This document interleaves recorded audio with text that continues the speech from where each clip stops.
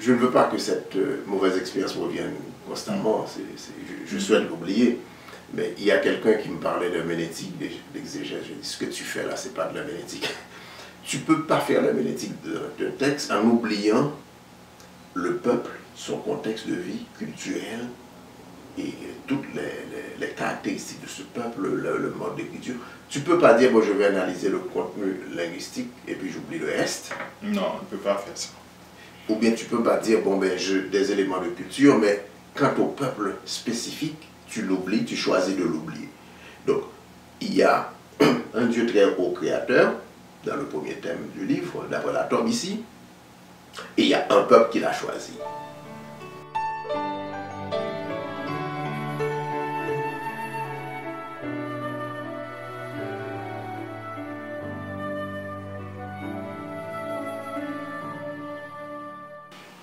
Moïse adressa encore ces paroles à tout Israël.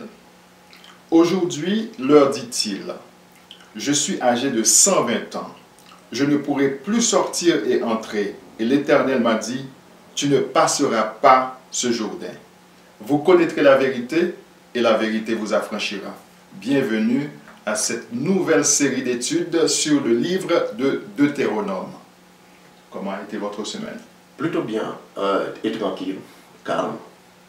La main du Tout-Puissant continue à nous conduire et nous avons pu surmonter les petites difficultés du quotidien. Donc, gloire au Très-Haut, gloire au Créateur. Comment a été ta semaine? Une semaine intéressante et très bonne puisque Martine est revenue. Alors, bon retour. À la maison, bon retour. Merci pour la main forte que tu nous prêtes. Parce que pendant les 2 dernières semaines, c'est nous qui étions ici pour faire tout ça. Et ça a été difficile. Ça a été difficile. Et c'est une nouvelle étude que nous allons aborder, de nouveaux sujets, à travers le livre de Deutéronome. Aujourd'hui, nous allons aborder l'introduction du livre et nous espérons que nos amis qui attendaient qu'on étudie le même sujet avec eux, parce qu'il y a certains amis qui sont des adventistes du 7e jour, qui sont là et qui pensent que nous allions étudier encore, par exemple, le trimestre dernier, on avait étudié le livre des Actes, puisque c'est le livre des Actes que les adventistes étudiaient. Et ce trimestre, le titre de leur brochure, c'est l'unité en Christ, mais nous avions décidé d'étudier autre chose. Mais de toute façon, notre unité, nous sommes un peuple, nous allons voir l'unité du peuple d'Israël à travers le livre de Deutéronome. Et qu'est-ce qui va faire cette unité? On va le voir ensemble. Avant d'aborder notre étude, est-ce que vous pouvez demander à notre Créateur de nous guider, puisque ce n'est pas un travail facile, parce que certains peuvent penser que nous sommes là pour chercher la petite bête dans les Écritures. Ce n'est pas ça que nous sommes en train de faire. Nous sommes en train de chercher, de voir comment observer les lois de notre Créateur, comment être dans une bonne position devant lui. S'il vous plaît. Alors, prions.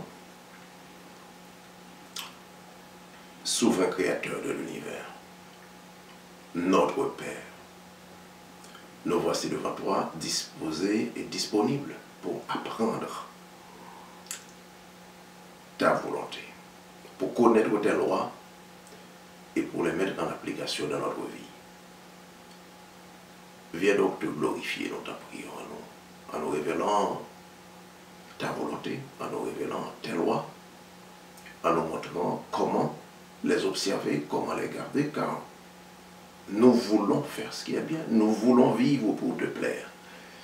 Viens donc accepter l'offrande de tout notre cœur, l'offrande du cœur de chacun de nos amis qui nous écoutent et qui, en toute sincérité, cherchent à faire ta volonté.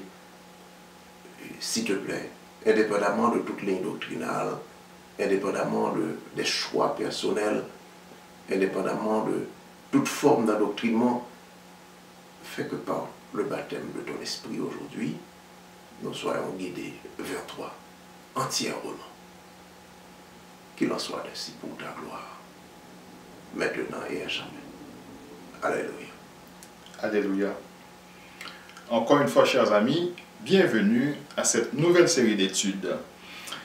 Avant d'aborder le sujet d'aujourd'hui, est-ce qu'on peut parler un peu du voyage? Parce qu'on a finalement trouvé un prix pour ceux qui veulent participer à cette tournée.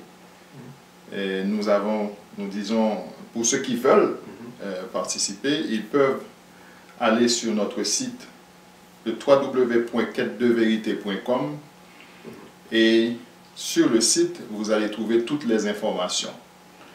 Il y a le formulaire d'inscription, il y a aussi l'itinéraire, il y a aussi le mode de paiement. Tout ça est disponible, et si vous voulez en savoir plus, si vous voulez discuter avec nous, on peut toujours le faire à travers WhatsApp. Le numéro 403-307-3313. C'est notre numéro WhatsApp. Alors déjà, nous souhaitons bienvenue à tous ceux qui veulent participer à cette tournée en Afrique de l'Ouest. Nous aimerions, si le Créateur le permet, visiter 4 pays d'Afrique de l'Ouest: la Côte d'Ivoire, le Ghana, le Togo et le Bénin. L'arrivée sera en Côte d'Ivoire et le départ sera fait au Ghana. C'est ça. Okay. Donc ça implique voyage Côte d'Ivoire, Ghana et Togo, Bénin, et ensuite retour par la route vers le Ghana. Vers le Ghana, et puis on reprend l'avion à partir du Ghana pour entrer soit à Paris, soit aux États-Unis, soit au Canada. Est-ce qu'il y a un vol direct entre n'importe quel aéroport canadien et Accra? Je ne sais pas, mais États-Unis, oui. Okay. Je crois qu'il y a des vols directs. Même Côte d'Ivoire. Okay. New York, il y a un vol New York, Abidjan. Côte d'Ivoire, Abidjan. Okay. Directement. Ouais. Okay. C'est ça.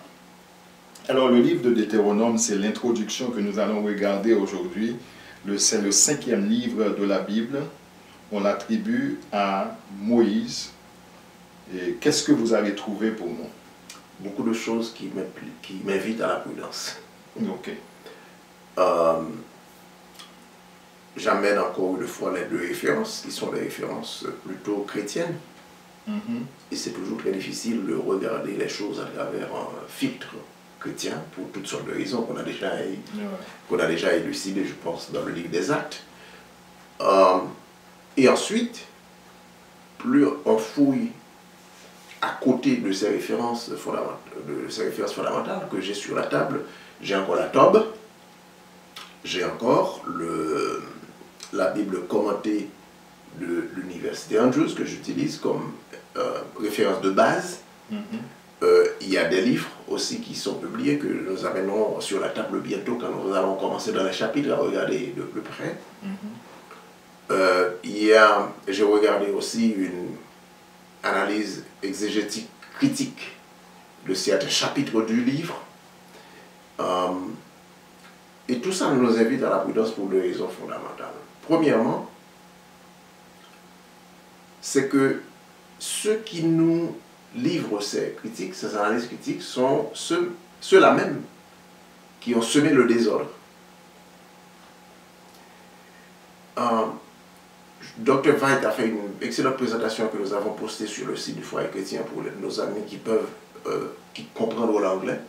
Et dans ces quêtes de vérité, ils vont trouver ça sur le site de Quête de vérité, oui. Pour alors, ce qu'il a montré, c'est que n'importe quelle version de la Bible que nous avons aujourd'hui, on n'a pas la version originale. Alors, ce que les conquérants ont toujours fait, parce que n'oubliez pas, les guerres de conquête, c'est des campagnes de vol, l'assassinat et le pillage. Et l'Afrique a été livrée à ces campagnes de toujours. Alors n'oubliez pas, quand je parle d'Afrique, le territoire de Canaan fait partie du continent africain. Alors, ça a commencé quand Alexandre, le grec, a lancé cette campagne, un jeune homme, avec ses généraux, ont lancé cette campagne de conquête d'Israël et d'Égypte en 332. Le premier, en fait, ils ont posé beaucoup d'actions, mais l'une des actions, à part les pillages, les assassinats, dans le contexte des pillages, même de l'héritage culturel et spirituel des Africains, que ce soit sur la terre de Canaan ou bien en Égypte, ce qu'ils ont fait, c'est de mandater des gens pour traduire ces œuvres. Et Deutéronome n'en fait pas exemple, fait partie, excusez-moi, de l'ensemble des rouleaux qui ont été traduits. Et cette traduction a donné lieu à ce qu'on appelle la version Septante. La version Septante a été traduite plus tard en latin. Pourquoi on l'appelle la version Septante? Parce que ça a été fait en environ 70 jours, 70-72 jours, par les 12 grands traducteurs qui ont été choisis, chacun un traducteur pour représenter chaque tribu d'Israël. Et ils ont fait un travail en 70 jours, donc c'est le mot 77, 70. Alors, ça a été traduit pour la bibliothèque personnelle de Constantin, pas Constantin, excusez-moi, de Alexandre, le grec. Et ensuite, les Romains sont arrivés, ils ont traduit la Septante en latin, et cette traduction latine s'appelle la Vulgate. Et c'est la Vulgate qui va donner lieu à toutes sortes de traductions, que ce soit en français ou en anglais. Et n'oublie pas que chaque niveau de traduction donne lieu à une certaine modification du contexte ou une certaine adaptation culturelle. Donc, une traduction, c'est une œuvre de modification en réalité.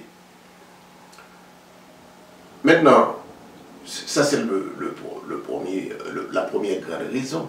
Deuxième grande raison, c'est que dans ces campagnes de pillage, de vol, quand le voleur, ou les conquérants, les conquistadors, quand ils ont pillé ces œuvres, ils ne veulent pas qu'il y ait eu une trace pour qu'on vienne plus tard contredire ce qu'ils ont à dire. Donc ils ont brûlé tout ce ils peuvent brûler. Et là encore, on avait mis sur la table une bonne référence, je pense que l'un de nos amis a pu lire, c'est From Babylon to Timbuktu, Randolph Windsor. Il y a quelqu'un qui l'a lu et qui a dit que tous les Noirs devraient lire ce livre, et je suis d'accord. Et c'est pour ça que j'étais très tenté d'obtenir l'autorisation pour traduire ce livre. Et quand ils vont nous poursuivre, ils vont poursuivre les Israélites jusqu'à Timbuktu. Et à Timbuktu, encore, la grande bibliothèque de Timbuktu, après le pillage des Européens, ils l'ont brûlé. Donc tout ce que tu as comme référence, ou bien ils l'emportent chez eux pour pouvoir les cacher. Il y a des galeries encore en Grèce aujourd'hui où il y a des artefacts de la culture israélite. Donc ils ont traduit, ils ont modifié, ils brûlent ce qui reste pour qu'on ne suive pas la trace. Donc c'est un voleur qui vole et qui ne veut pas que l'enquête puisse conduire à son action et qu'il soit pris la main dans le sac. Et c'est ça les guerres de conquête jusqu'à aujourd'hui, c'est ce qu'ils ont fait. N'importe quelle puissance qui envahit un autre pays, la première chose, ils vont à la banque centrale, tout ce que tu as comme or, tout ça comme trésor, ils prennent ça et puis ils prêchent leur propre culture. Bon, alors, c'est ça qu'on doit être prudent dans le Deutéronome. Alors, ceci étant dit, il y a d'autres commentaires qu'on peut faire. Il faut regarder sur les deux épaules, parce qu'on est dans les deux extrêmes. Il y a l'extrême de ce qu'on appelle des athées. Il y a l'extrême aussi de l'orthodoxie. Entre les deux, il y a un genre de nihilisme que j'ai du mal à qualifier. Donc, ce nihilisme est en train de nous dire il n'y avait pas de Moïse, il n'y avait pas d'Israël en Égypte, il n'y avait pas l'Exode, ce discours, c'est fabriqué. Entre les deux, il faut être prudent. Oui, il faut être prudent. Il faut être prudent. Et alors, c'est avec cette prudence... Nous n'avons pas les originaux. Non. Et c'est avec cette prudence que nous abordons l'étude de ce livre. Maintenant, puisqu'aujourd'hui, nous jetons un coup d'œil sur l'introduction, qu'est-ce que l'introduction nous révèle? Je vais m'inspirer de deux références, la Tob et la Bible commentée de University Andrews. Pour l'essentiel, les autres sources, je les amènerai plus tard, mais il y en a qu'on a déjà lu, qu'on a déjà examiné. Alors, le titre du livre d'abord, quand on examine le livre, qu'est-ce que ça veut dire Deutéronome? Ce qui est là, il y a des critiques qui nous disent que c'est une mauvaise traduction, mais c'est pas grave. Deutéronome, ce qu'il faut retenir, c'est le livre de répétition de la loi, ou bien c'est une synthèse de la loi, de la parole. Tu l'as dit à l'introduction, le livre, l'œuvre, je devrais dire, est attribuée à Moïse. Il continue la politique d'attribution. Pourquoi attribuer? Pourquoi ne pas dire clairement c'est Moïse? Parce qu'ils ne savent pas, parce que ceux qui nous livrent ce que nous avons en main ne sont pas le peuple auquel cette parole a été adressée. Alors, quand ils volent, ils ne connaissent pas le contexte en détail, ils ne connaissent pas la date de ces révélations, et ils ont brûlé les originaux, comme on vient de le dire. Donc, ils sont obligés de procéder par approximation. Ils ne sont pas dans la ligne historique, dans la ligne culturelle, ou même dans la ligne littéraire. La littérature fait partie de la culture, de l'œuvre. Donc, ils ont procédé par approximation, et c'est pour ça, plus tard, quand ils essaient d'approximer, ils n'arrivent pas à trouver quelque chose d'exact, ils tombent dans des points extrêmes, comme l'athéisme, pour dire que ça n'existait pas. Pour le titre, donc, ça veut dire répétition de la loi. Si ce qu'on nous dit ici est correct, je suis obligé d'être prudent. Donc, Moïse était un prophète, était un homme qui était roi, mais qui a eu des expériences personnelles qu'on nous rapporte ici dans les 5 premiers livres de cette Bible, donc, de la Torah. Il était élevé, il est né dans des conditions difficiles, il a été élevé en dignité à la cour de Pharaon, et il a dû s'enfuir après une action qu'il a posée. De prince, il s'est retrouvé à être un éleveur de moutons. Et ensuite, il a été choisi de cette position pour retourner en Égypte, libérer le peuple. Donc, Moïse était un Israélite, donc l'auteur auquel on attribue le livre était un Israélite de la tribu de Lévi. Alors, en tant que libérateur, on doit situer Moïse avant même de continuer. Moïse était un Messie, alors. Messie, c'est dans un sens, si vous voulez, parce qu'il était investi de cette mission d'aller libérer le peuple du Tout-Puissant sur ordre du Tout-Puissant, sur ordre étape par étape. Donc il a été utilisé comme un libérateur, si vous voulez. Ben, il a fait œuvre de libération. De libération, oui. Maintenant, quelle a été son œuvre? On l'a abordé, donc ça c'est Moïse, brièvement, il y a beaucoup plus à dire, qu'on va voir aussi en détail.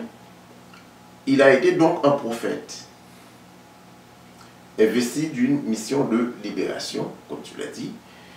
Et le prophète, dans son travail, ce qu'il dit, c'est il rapporte la parole qu'il reçoit du Dieu qu'il a nommé. Et c'est pour ça qu'on va trouver « Ainsi parle le Seigneur ». En anglais, « Thus saith the Lord ». So, il a apporté la parole pendant plusieurs années dans des circonstances extrêmement difficiles. Il a fait des expériences très difficiles. Il arrive à un moment, et selon les textes que tu viens de lire, au chapitre 31, où le Tout-Puissant lui dit, là maintenant c'est la fin de ta mission, tu ne traverseras pas le Jourdain. Bon, il y a des commentaires qui relèvent des contradictions par-ci par-là. On y reviendra dans les détails quand on va aborder l'ensemble des chapitres du livre, des parties du livre.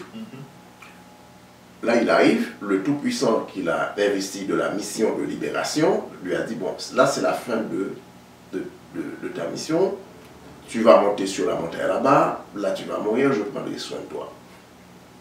Et ce que tu dois faire maintenant, puisque c'est la fin de ta mission, tu dois choisir quelqu'un pour continuer cette œuvre, pour que je puisse le bénir. Et Moïse est en train maintenant, il a accepté, selon ce que nous trouvons ici, il a accepté donc ce sort. Donc il est en train de faire un discours. Là maintenant, c'est le prophète qui se revêt d'un manteau de prédicateur pour rappeler au peuple l'ensemble des lois, des ordonnances du Dieu très haut. Donc, Deutéronome, c'est un livre c'est une synthèse de la loi. C'est une répétition de la loi qui a déjà été donnée. Il rassemble tout ça, il fait un résumé pour dire au peuple d'Israël, voici ton testament, voici ce qui t'attend. Le Très-Haut a prévu que tu vas comme nation te rebeller, mais si, ou bien lorsque tu feras ça, si tu n'obéis pas à cette loi, voilà ce qui va arriver. Le chapitre 28, c'est une vaste prophétie que les autres peuples qui veulent se greffer à Israël n'arrivent pas à nous dire à quel moment ces événements étaient produits dans leur vie. Et c'est pour ça que c'est important de savoir qui était Moïse. Alors on a dit qu'il était un Israélite de la tribu de Lévi, et il était un noir, un homme noir. Et on va voir le sort du peuple noir et comparer au sort des autres peuples. Et on va voir que Deutéronome s'adresse à une nation en particulier, c'est Israël, descendant de Sem, qui ressemblait beaucoup avec son cousin, ce peuple-là, ressemblait avec son cousin égyptien et son cousin éthiopien. Alors, on va le voir plus tard, que c'était la même nation, et Israël, c'est donc un peuple noir qui habitait qui allait rentrer, donc qui a quitté l'Égypte, qui allait rentrer dans le territoire de l'un de ses cousins, qui était Canaan. Canaan, c'était le quatrième fils de quatrième fils de Cam. Ouais. Okay? C'est pour ça le territoire de Canaan. Les Cananéens étaient des Noirs. Alors il faut qu'on situe la chose très bien. Et c'était des Noirs très très foncés. Et on va le voir plus tard. On a eu une présentation là-dessus d'ailleurs, sur l'histoire du peuple noir dans la Bible.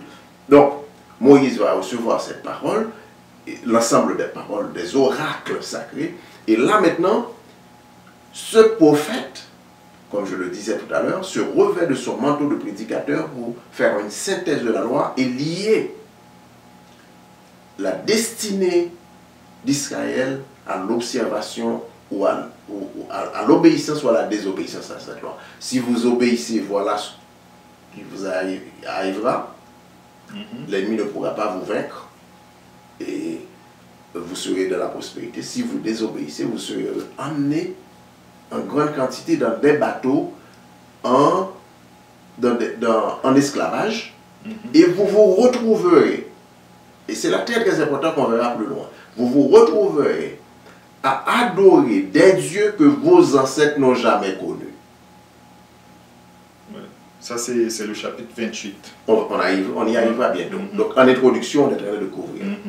Donc, mais ces Européens qui nous ont donné ce que nous avons en main aujourd'hui, n'arrivent pas à trouver une date, ils procèdent par approximation. Okay. Bon, on verra plus loin. Alors, si j'utilise toujours les mêmes sources que j'ai sur la table, quels sont les grands thèmes du livre de Deutéronome? Les chapitres 1er jusqu'à 4 est un long discours de Moïse. Alors, Moïse est en train de donner une perspective, une rétrospective historique de ce qui s'est passé dans la vie de ce peuple, comment il a été choisi, comment il a été emmené en Égypte, pourquoi, par jalousie, son propre cousin et l'Égyptien l'a soumis en esclavage, comment il a été libéré, comment le peuple s'est révolté dans le désert, et comment il a été frappé, et comment on est amené jusqu'ici, en face du Jourdain, où Josué va conduire le peuple de l'autre côté du Jourdain, dans le territoire de Canaan. Pourquoi, d'après vous, il devrait faire cette répétition? C'était très important. Il était contesté. À un certain moment, il était très accepté par la nouvelle génération d'enfants qui sont dont la majorité était née dans le désert. Alors, il a dit, c'est extrêmement très important, parce que n'oubliez pas, je ne sais pas s'il y a un prédicateur qui le ferait aujourd'hui. Moïse arrive à un certain moment, il était tellement attaché à ce peuple, que lorsque Dieu a dit, éloignez-vous pour que je puisse les frapper, après la mauvaise expérience du veau d'or, Moïse a dit non, vous ne pouvez pas faire ça. Il a dit frappez-moi, tuez-moi de préférence.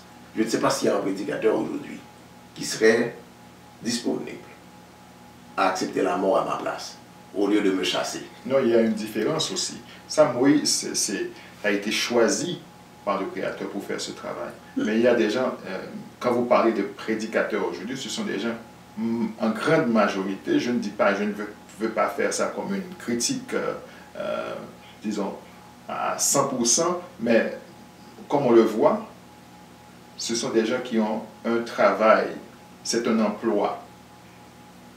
Mais Moïse a été choisi.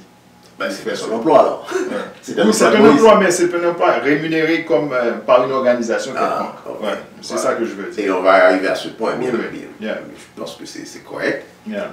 Alors, Moïse a montré comment Dieu vous a conduit. Et il n'y a pas de péché plus grave que l'ingratitude. Il y a un prédicateur même qui a présenté l'ingratitude comme un signe de déséquilibre mental. Tu fais du bien à quelqu'un qui oublie ça, qui au lieu de te faire du bien, ou bien si la personne ne peut pas te faire du bien en retour, mais restera marqué par une reconnaissance. Mais au lieu de faire ça, la personne se trouve justifiée à te faire du mal en retour. Et Moïse est en train de montrer comment le Très-Haut vous a conduit, comment vous devez vous attacher à ce Dieu, comme moi je suis attaché à vous.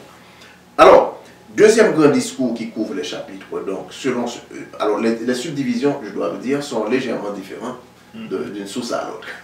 Mais je prends la source de la Bible commentée de l'Université Andrews. Je suis en train de regarder et de faire la synthèse ici. Deuxième grande section, donc, c'est la deuxième alliance.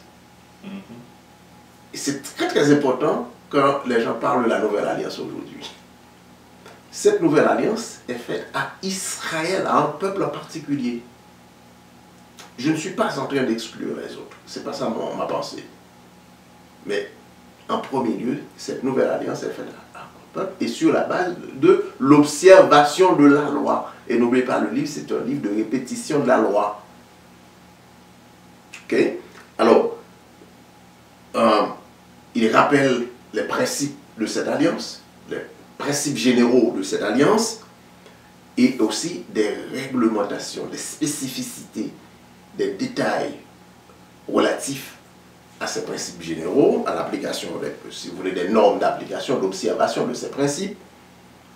Et ensuite, il va établir, encore une fois, je le redis, plus tard, on va revenir là-dessus, voici les bénédictions qui vous attendent si vous obéissez strictement à la loi, et voici les malédictions qui vous attendent. Et j'ai vu un jeune, pas un jeune, mais un présentateur, et je pense que vous m'avez fait à sa présentation, qui disait aujourd'hui on se retrouve à adorer la pierre et le bois.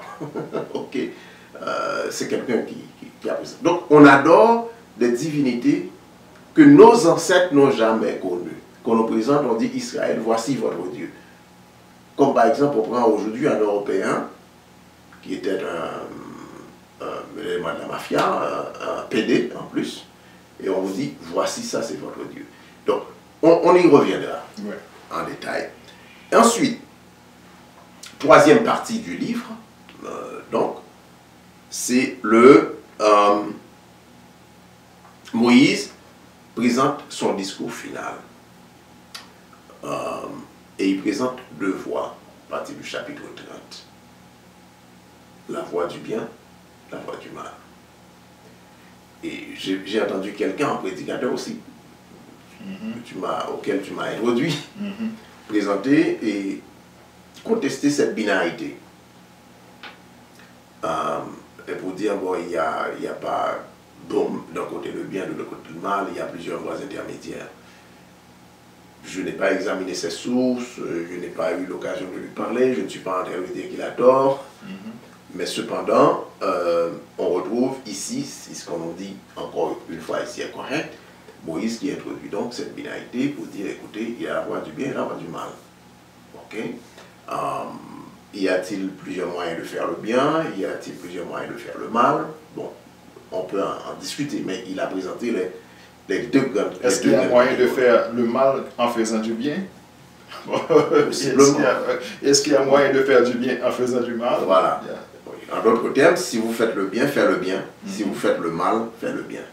Ouais. Mais sauf que la voie du mal, c'est la voie de la destruction. Alors, c'est une mise en garde. Et enfin, la fin du livre, les chapitres 31 à 34, donc, qui nous racontent la fin de la vie de Moïse, la mort de Moïse. Est-ce que Moïse aurait pu écrire en détail comment il est mort, comment il a été enterré? Et comme vous avez dit que Moïse était un prophète, il a peut-être reçu cette révélation de la part du Créateur. Bon, oui. C'est ce qu'il dit, qu'il va mourir, donc il a annoncé sa mort. Il n'y a pas de problème. Mais la description détaillée des conditions de comment il a été enterré, il n'aurait pas pu écrire ça, quelqu'un d'autre a écrit. Donc il y a quelqu'un qui a ajouté quelque chose. Je ne dis pas que c'est faux. Mais s'il a reçu, c'est pour cela que vous avez dit en introduction qu'il faut faire attention, puisque ce sont les mêmes personnes qui ont falsifié et ce sont ces mêmes personnes qui nous disent que c'est falsifié. Voilà. Alors, si j'ai reçu une révélation, comment je vais mourir, comment je peux toujours écrire que ce que j'ai reçu, je peux toujours écrire dans mon journal, voici comment j'ai reçu la révélation. Ça peut arriver aussi. Ça peut arriver. Ouais. Bon. Alors, dans la top maintenant, toujours l'introduction, je regarde l'introduction, on nous dit, il y a deux grands thèmes, si vous voulez, qui dominent le livre. Un, c'est qu'il y a un Dieu d'Israël, il y a un peuple d'abord d'Israël, il faut qu'on sache qui est ce peuple. Et c'est là que je ne veux pas que cette mauvaise expérience revienne constamment, je souhaite l'oublier. Mais il y a quelqu'un qui me parlait d'herméneutique, d'exégèse. Je dis, ce que tu fais là, c'est pas de l'herméneutique. Tu ne peux pas faire l'herméneutique d'un texte en oubliant le peuple, son contexte de vie culturel et toutes les caractéristiques de ce peuple, le mode d'écriture. Tu ne peux pas dire, bon, je vais analyser le contenu linguistique et puis j'oublie le reste. Non, on ne peut pas faire ça. Ou bien tu ne peux pas dire, bon, ben, des éléments de culture, mais quant au peuple spécifique, tu l'oublies, tu choisis de l'oublier. Donc, il y a un Dieu très haut créateur, dans le premier thème du livre, d'après la Torah ici, et il y a un peuple qui l'a choisi. Et vous savez que la chrétienté conteste cette notion de peuple choisi, donc il a choisi nous tous, il préfère, la chrétienté préfère, la chrétienté, le christianisme païen, préfère inventer toutes sortes d'excuses pour dire, bon, nous sommes tous choisis, cette distinction n'existe plus, on a déjà commenté là-dessus. C'est ça, oui. Mais Deutéronome est en train de nous dire, le très haut, le Créateur, dans sa souveraineté, a choisi un peuple, c'est le peuple d'Israël. Il n'a pas rejeté automatiquement les autres. Ça ne veut pas dire que les autres n'ont aucune part avec lui, mais il a choisi un peuple pour une mission spécifique. Ce peuple n'arrête pas de désobéir et il n'a pas abandonné son peuple. Il part toujours à sa recherche parce que son Dieu est fidèle. Et si le Créateur existe, et nous croyons qu'il existe. Oui, le peuple doit aussi exister. Exactement. Donc, il y a un Dieu souverain, il y a un peuple, et entre les deux, il y a une mission à accomplir. Et il y a des messages qui sont échangés. Donc, il y a des courroies de transmission de ce message. Okay? Deuxième grand thème, c'est le focus sur le peuple. Alors, d'après la Torah. D'après la Torah. Mais quel est ce peuple? Est-ce que la Torah nous dit? Non, personne ne veut nous dire quelles sont les caractéristiques du peuple. Ils préfèrent nous donner toutes sortes de mensonges. Dire, oh, Israël a été dispersé, bon, mais ils sont en Europe. Ou en Europe, quelles sont les principes, quelles sont les caractéristiques qui nous permet d'identifier ce peuple. Ils ne peuvent pas le dire. Et j'ai même lu dans le passé un petit livre de Armstrong qui disait les anglo-saxons selon la prophétie. Donc, il montre que l'Israël s'est dispersé, ce sont les peuples européens. Mais quand tu lis, par exemple, une autre référence, pour ceux qui lisent l'anglais, cette référence existe en français aussi. Je pense que c'est la 13e tribu, je pense, ou bien the 13th tribe. Ça existe aussi en français. Quand vous lisez ce livre en détail, vous voyez, ceux qui sont en Israël aujourd'hui n'ont rien à voir avec le peuple Israël. Même les premiers Khazars qui se sont convertis faisaient référence à leurs cousins là-bas, au peuple, qui préfèrent se joindre aux Hébreux. Ok? Et quand vous regardez l'histoire aussi des morts en Espagne et en Europe, au Portugal, et vous voyez, ce peuple a des caractéristiques particulières, spécifiques. Et ce peuple-là était le même qui attaquait. Les morts. Ah ben, les morts, c'est qui? C'était des Ouest-Africains qui étaient convertis de force par les Babyloniens et à l'islam et qui sont partis en Europe. Mais leur histoire n'a pas commencé. L'histoire de ce peuple, disons, n'a pas commencé avec les Babyloniens. Avant les Babyloniens, il y avait ce peuple qui a fui à l'intérieur du continent. Si vous me dites le Babylonien arrive et trouve un peuple et l'a converti de force et l'a amené en Europe, donc ce peuple était là avant l'arrivée des Babyloniens. D'où venait ce peuple avant les Babyloniens? Et là, je fais le lien là, avec le livre. C'est pour arriver au point pour nous me dire à qui ce message est-il adressé? Quel est ce peuple? Que l'Européen, dans ses biens, dans ses préférences, souhaite ne pas révéler et préfère mentir. Alors, il y a beaucoup aujourd'hui nos frères africains qui nous parlent, qui sont bien au courant, mais nous souhaitons que la grande majorité paie attention et nous ne cessons jamais de citer les œuvres de Dr. Sheran Tadia qui nous permettent de retracer ce peuple à l'intérieur de l'Afrique, qui a fui le nord-est de l'Afrique qui est Israël, la terre de Canaan, vers, si c'est effectivement le cas, vers l'ouest du continent, les Africains de l'ouest. Vous posez la question à un Ashanti aujourd'hui, il va le dire son origine. Posez la question à un Igbo, il va le dire son origine. Ou bien à d'autres, comme au Congolais, qui cherche son histoire, il va le dire son origine. Alors, quand on nous dit la terre de Canaan, c'est la terre qui appartenait à Canaan. Hein? On peut le traduire ainsi. Possible. Possible traduction. Là encore, il y a des débats. En sorte qu'aujourd'hui, dans cette terre, on retrouve deux peuples qui se battent pour dire cette terre m'appartient, et en réalité, cette terre n'appartient à aucun de ces deux peuples. Okay? Donc, Moïse s'adressait à ce peuple-là. Et on a fait cette ouverture pour dire que ces éléments de débat vont venir plus tard dans le livre. Maintenant, je ne suis pas sûr que nous avons été unis parce que la seule façon pour nous de nous unir, c'est dans l'observation de la loi du Dieu très haut. Oui, c'est l'unité. Et au cours de notre étude, je demande à nos frères, je sais qu'il y a nos frères sur le continent qui nous étudient, je leur demanderai, comme notre frère qui est à Ottawa, je ne veux pas dire son nom, il se connaît, mais en tout cas son nom sur notre site c'est Yacoub Bano, de nous faire ce rapprochement entre les lois dans la Torah et la spiritualité africaine d'aujourd'hui. Et j'aurais aimé, à mesure qu'on a, parce qu'ils connaissent ces éléments beaucoup mieux que nous, à mesure que nous débattons des éléments du livre, nous demandons à nos frères de nous envoyer des références ou bien des commentaires sur le lien entre ce que nous allons voir et les spiritualités africaines de toujours et jusqu'à aujourd'hui.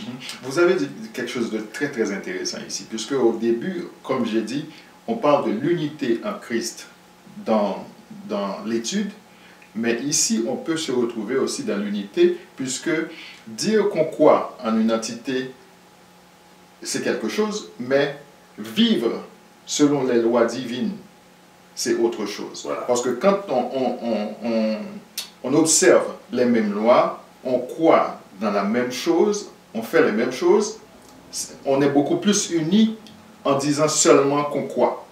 Moïse a tracé, si tu veux, la voie de cette unité. c'est l'unité dans l'obéissance à la loi du Dieu très haut. Et on ne parviendra pas à maintenir une relation avec le très haut sans l'observation de sa loi. Et on l'a déjà vu, et c'est là un gros problème, une écharpe dans la chair du christianisme païen, parce que le christianisme païen bâtit sa théologie sur les lettres épisodiques et circonstancielles de Paul, mais on a retrouvé, on l'a vu dans l'étude du livre des Actes, on a retrouvé Paul qui accomplissait la Torah en allant présenter son sacrifice, en faisant le vœu de Naziréa, son vœu de sacrifice au temple, qui remontait régulièrement à Jérusalem pour les fêtes. Et Paul a été chassé du temple de Jérusalem au moment où il allait offrir le plus grand sacrifice, c'est le sacrifice du bélier. Mais les deux autres, d'après le texte nous autorise à déduire que Paul a déjà offert les deux sacrifices dans les trois qu'il fallait offrir.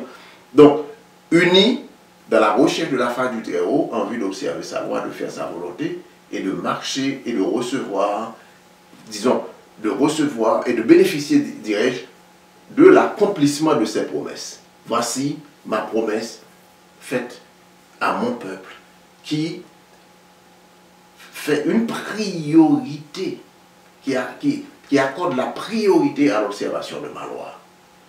Voilà. C'est ça le but de Deutéronome.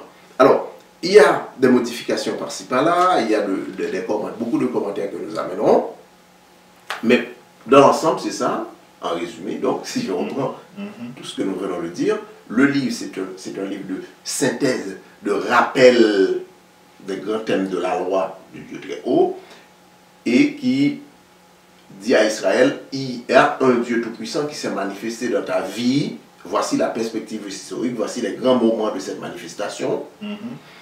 Et ce peuple, ce Dieu, disons, vous a choisi comme peuple, il est votre Dieu. Donc vous êtes autorisé à l'appeler mon Dieu. Il est le Créateur. Et ce Dieu créateur a des lois, il a une volonté manifestée dans l'ensemble des préceptes, des oracles qu'il a prescrits. Et si vous marchez dans ces lois, voici les bénédictions que vous recevrez. Si vous désobéissez, voici les malédictions que vous recevrez. Et votre expérience sur la terre va être une expérience de misère, de souffrance, de peine. Vous irez dans des endroits, vous offrirez gratuitement, on ne vous acceptera pas. Et même quand vous êtes bien intentionné, on prendra le plaisir de vous détester, de vous haïr, de vous tuer, de vous lâcher partout. Alors, voici donc ce que Moïse est en train de nous livrer dans ce livre. Et voilà ce que nous allons regarder un peu en détail au cours des semaines à venir. C'est ça, merci. Deutéronome, le 5e livre de la Bible, attribué à Moïse. Le reste est à venir puisque nous allons rentrer en détail dans les chapitres et voir la loi qui a été répétée aux enfants d'Israël avant d'entrer dans la terre promise. Voilà. Merci chers amis de suivre cette première présentation sur le livre de Deutéronome. Et si vous avez des questions, des commentaires, faites-nous les parvenir à l'adresse suivante info@quêtedevérité.com pour le voyage en Afrique aussi. Bonne semaine à vous tous.